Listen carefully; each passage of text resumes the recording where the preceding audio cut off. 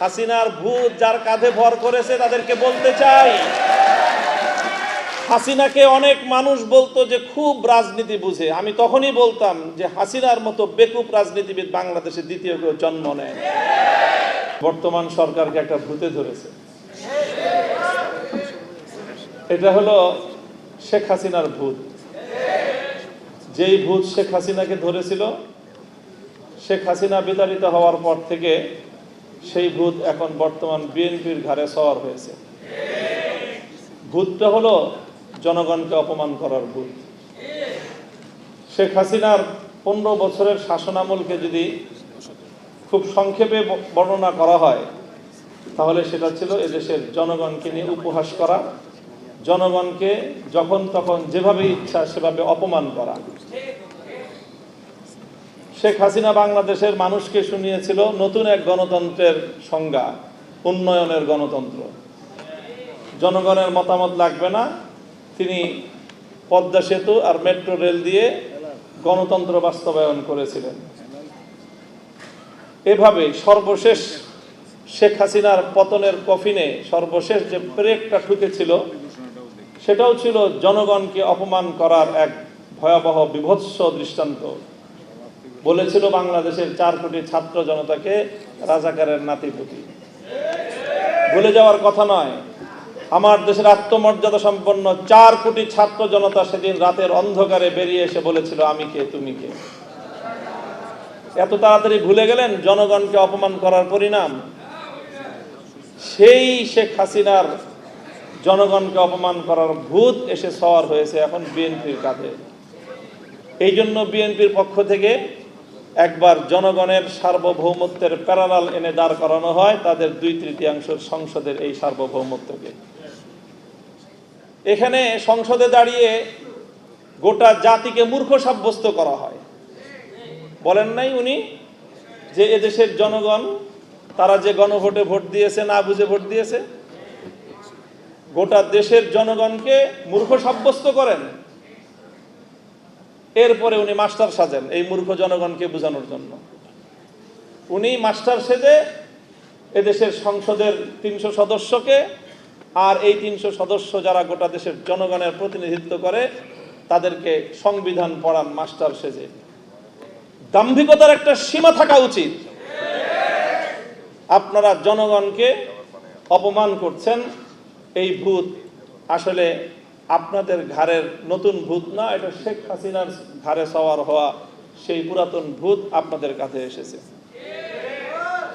আল্লামা সাঈদী রহমতুল্লাহ আলাইহির একটা খুব আলোচিত দৃষ্টান্তর কথা বলে আলোচনা শেষ করছি। ওই যে একটা আপনার বন্টনের গল্প শুনিয়েছিলেন না, যে সিংহ, গাধা আর শ্রীগাল মিলে একটা শিকার করেছে। এরপরে সিংহ বলেছে, এখন তো শিকার করলাম গরু, হরিণ আর খরগোশ, এখন 3 জন মিলে শিকার করেছি, বন্টন না করে তো খাওয়াটা এটা বেইনসাফি দেখায়। কাজেই একটা পদ্ধতি অনুযায়ী তুমি বন্টন করো। গাধাকে বন্টন করতে দিল, গাধা বন্টন করলো, আপনি বড়, আপনি গরুটা খান, আমি মাঝারো, আমি হরিণটা খাই, আর ওই পাতি শিয়াল ও ছোট ও খরগোশটা খাক। তো সিংহ এক চর মেরেছিল, এক চরে তার ঘাড় উপরে পড়ে গিয়েছিল। এরপরে বলল যে শ্রীগালকে বলল, তুই ভাগ কর। কেন মহারাজ, কি ভাগ করবো? না না, আমি তো ভাগ ছাড়া খাবো না, আমি তো সিস্টেম ছাড়া খাই না, সাংবিধানিক পদ্ধতি বাস্তবায়ন হবে তারপরে সেটা আমি খাবো।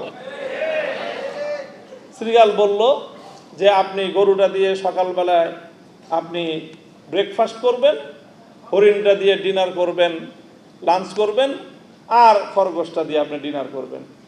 জিজ্ঞাসা করলো, এত সুন্দর বন্টন ধরে শিখাইছে কে? তো শ্রীগাল বলে, ওই যে একটু আগে যে গাধার পরিণাম আমাকে এই উত্তম বন্টন শিক্ষা দিয়েছে। হাসিনার ভূত যার কাঁধে ভর করেছে তাদেরকে বলতে চাই, হাসিনাকে অনেক মানুষ বলতো যে খুব রাজনীতি বুঝে। আমি তখনই বলতাম যে হাসিনার মতো বেকুব রাজনীতিবিদ বাংলাদেশে দ্বিতীয় কেউ জন্ম নেয়। 70 বছরের আওয়ামী লীগকে বাংলাদেশ থেকে ধ্বংস করে দিয়ে গিয়েছে শেখ হাসিনা। শেখ হাসিনা গাধার মতো ভূমিকা পালন করতে গিয়ে সীমান্তের অপর প্রান্তে গিয়ে পড়েছে।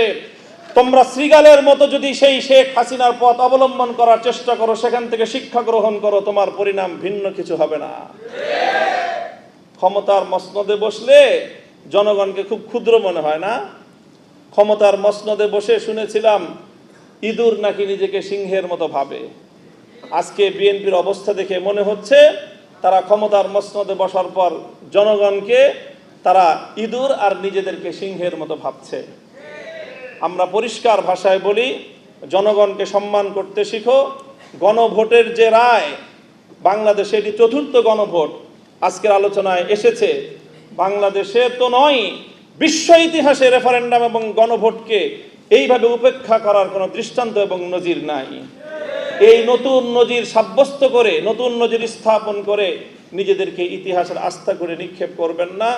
শহীদ জিয়াউর রহমান, বেগম খালেদা জিয়ার, বিএনপির প্রতি আমাদের এটা সর্বশেষ শুভকামনা। এরপরও যদি আমাদের আর কিছু বলতে হয়, আন্দোলনের মাঠে কথা হবে, রাজপথে আমরা তোমাদেরকে মোকাবেলা করবো ইনশাআল্লাহ।